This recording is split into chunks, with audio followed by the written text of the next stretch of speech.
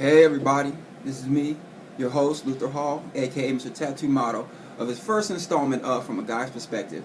This is a show dedicated to everybody out there, men, women, whoever, who has a situation, a care, a worry, a concern, why a man acts or reacts to certain situations from a guy's point of view. Now, no way am I a counselor or am I Steve Harvey telling you to think like us. I'm just giving you the gist and the general how men think on certain situations that you may have that you present to me. Feel free to follow me on Mr. Tattoo Model on Instagram, Facebook, and Twitter. Submit your questions to mrtattoo@gmail.com, and we'll be sure to answer each and every question on each installment of this show. So I'm not going to waste your time. I'm going to jump right into it. This comes from Wannabe Control Freak. And she says, "Dear Mr. Tattoo Model, I have a few questions for you. How does a man feel about women taking control in the bedroom? And how far is too far? I know as women we are sometimes like being thrown down in the bed and ravished, but do guys necessarily like that? And how do we approach our men about taking more control? Do we ask first or just surprise them and do it? What do guys think about that?" Dang. That's how you start a show. So, Miss Wannabe Control Freak, I'm going to break your question down section by section to make sure I hit every point that you decided to write in about to show your question respect that is due. First one, how do men feel about women taking control? We love it.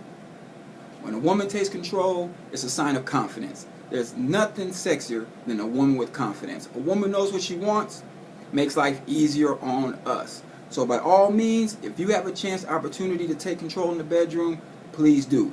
But at the same time, know your man. If he has that fragile ego, obviously that's a part of you got to keep in the box. But if you know you got a man that's open and allows you to do things and explore in the bedroom, hey, your love life will never get old. So do it. Second one, how far is too far? Again, that's just knowing your mate. You know, as men, we got to know that too. You know, how far is too far? You know, what's our woman's likes, dislikes, you know, wants, you know, and things like that. So, you know, y'all could be that out the closet freak that just gets buck wild, or y'all could be that conservative couple who just, you know, keeps it plain, missionary, whatever the case may be, and keep it moving, and that's how y'all live your life. Nobody's there to judge. I don't got a heaven or hell to put you in, so do you. But how far is too far? It's just about knowing your mate, staying in your lane, and making sure that level of comfort is never, ever jeopardized. Next part. I know as women we sometimes like to be thrown down on the bed and ravished, but do guys necessarily like that? We do. We do. Like I said, it goes back to our women knowing what they want. And there's nothing, like I said, there's nothing sexy than a woman knows what she wants. She wants to be in control. She wants to pamper me. She wants to take care of me. Hey, if you got a real dude who's confident in himself and enjoys you as his partner as well as his lover, there's no question. He'll enjoy it, and you'll enjoy doing it to him because he'll show you his appreciation by the way he returns his love and affection towards you. Trust me on that one. And how do we approach our men about taking more control? Surprise him. Surprise him. Don't ask him, don't put him on the spot, because if you ask him, put him on the spot, you might come across like he's not doing enough in the bedroom and you want to try something new because he's necessarily not stepping up in that area. Just do it, and if he asks you, hey babe, why you do it like that? Oh, I just wanted to surprise you, you know, I want to do a little something for you, you know what I'm saying? I guarantee you, he's going to show you all 32 teeth, you're going to get to go shopping the next day, and life is going to be good. So don't ask, just do.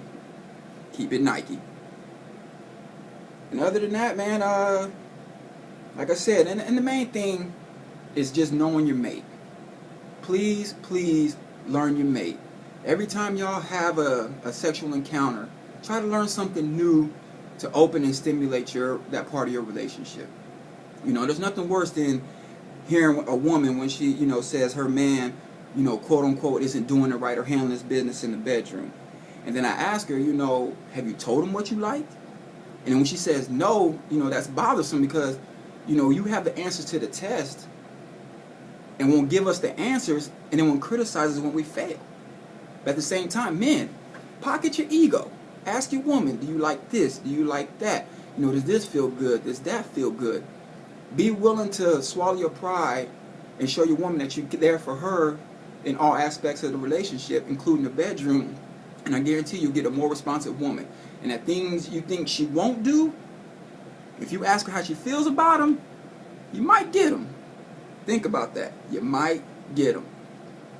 Alright, next one is from a lady called Confused. And her reads is, what is love from a guy's point of view? Is it all physical, or there needs to be more emotions involved? Does pain do anything for men, like sexual arousal, really rough, or is that a turnoff? If two people are sexually attracted to each other, is it wrong to have sex after the first meeting? And will it change the way the man feels about a woman in a potential long relationship? Or will he think that she's just a hoe, instead of a woman who knows what she wants and when she wants it? Again, another great set of questions. And I show you the same respect I showed Miss Wanna Be Control Freak. Miss Confused, I'm going to break it down section by section. Your first section is, what is love from a guy's point of view? A love from a guy's point of view is confusing. Alright, because so many guys want different things. You know, some dudes, just like women, they want that stable chick. You know, they want that lady in the street freak in the bed. They want that hood chick. They want that business chick. You know, what love is to a guy, I can't really define, you know what I'm saying? But do men have the potential just to be strictly physical with a woman? Yes, the potential is higher in men just for strictly physical relationships. Don't get me wrong, there's some stone cold women out there who can just be physical with a dude and that be it. That is possible. And there's men out there who are tied to their emotions who won't do anything with a woman until he feels it. So there's both sides of the coin. But generally speaking, men are very capable of just having physical relationships quicker than a woman can. Does pain do anything for men, like sexual arousal, really rough, or is it turn off? Like I told Miss Wanna Be Freak, it's just about knowing your man. Some dudes like getting slapped upside the head. Some dudes don't. Personally, don't slap me. You know what I'm saying? You know, you want to scratch my back? Hey, to me that's a war wound. I can live with that. But you know, just know your man, know your lane, his likes, dislikes, communicate. The only noise in the bedroom can't be the oohs and ahs and the oh babies. You gotta talk about what likes and dislikes so you know how far to push that envelope so it's not a turn off or having sex with one another becomes a chore. That should not be a chore. It should not be a chore. Don't make it a job being in the bedroom with your mate. If two people are sexually attracted to each other, is it wrong to have sex at the first meeting?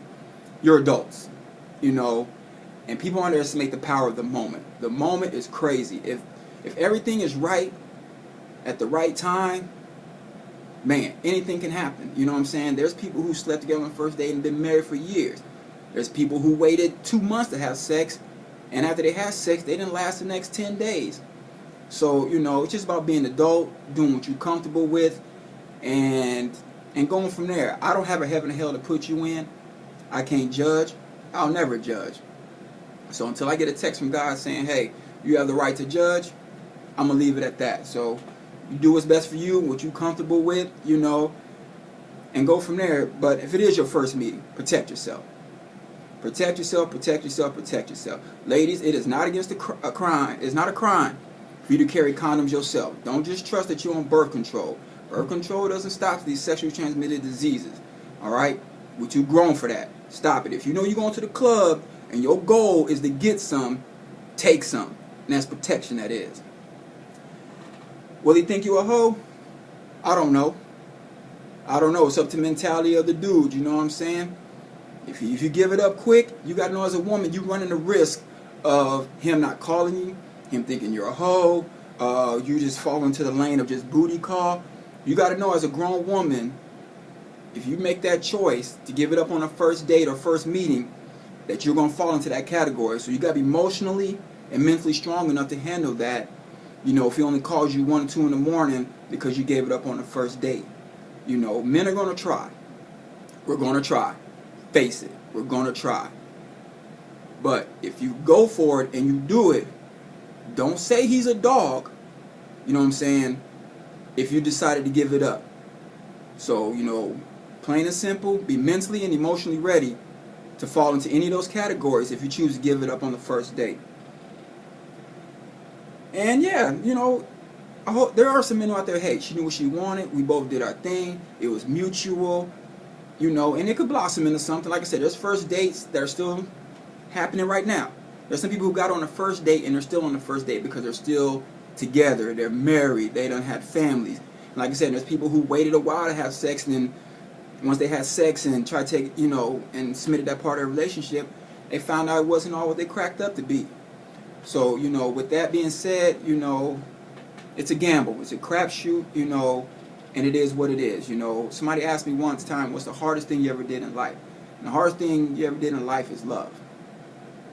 Love. Love is the hardest thing you ever do in life, because to give somebody complete control of your emotions, your thoughts, and everything is hard to do. And that's giving somebody a lot of power over you, because when they hurt you and you can't forgive them and step away, they have that power over you. That's what them old folks talk about. Don't give them that power. You got to forgive them and move on and stuff like that.